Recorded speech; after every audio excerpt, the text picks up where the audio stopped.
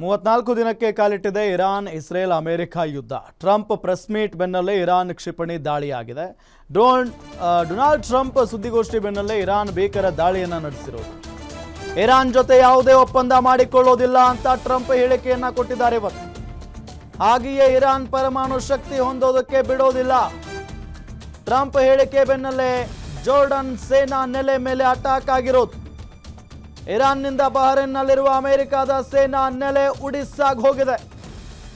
ಅಮೆರಿಕದ ಸೇನಾ ಕಚೇರಿಯ ಮೇಲೆ ಭಯಾನಕ ಕ್ಷಿಪಣಿ ದಾಳಿಯನ್ನು ನಡೆಸಿರೋದು ಇರಾನ್. ಇವತ್ತು ಟ್ರಂಪ್ ಬೇರೆ ಸುದ್ದಿಗೋಷ್ಠಿಯನ್ನು ನಡೆಸಿದ್ರು. ಸುದ್ದಿಗೋಷ್ಠಿ ನಡೆಸಿದ ನಂತರ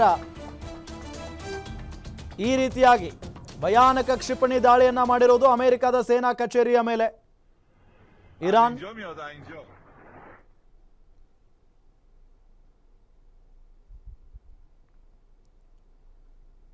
ನೋಡಿ, ಒಂದ್ ಕಡೆ ಈಗ ಈ ಪ್ರೆಸ್ ಮೀಟ್ ಮಾಡಿ ಡೊನಾಲ್ಡ್ ಟ್ರಂಪ್ ಅವರು ಹೇಳ್ತಾರೆ ಇರಾನ್ ಜೊತೆ ಯಾವುದೇ ರೀತಿಯಾದಂಥ ಒಪ್ಪಂದವನ್ನು ಮಾಡಿಕೊಳ್ಳೋದಿಲ್ಲ, ಹಾಗೆಯೇ ಇರಾನ್ ಪರಮಾಣು ಶಕ್ತಿ ಹೊಂದಲು ಬಿಡೋದಿಲ್ಲ ಅಂತ ಹೇಳ್ತಾರೆ.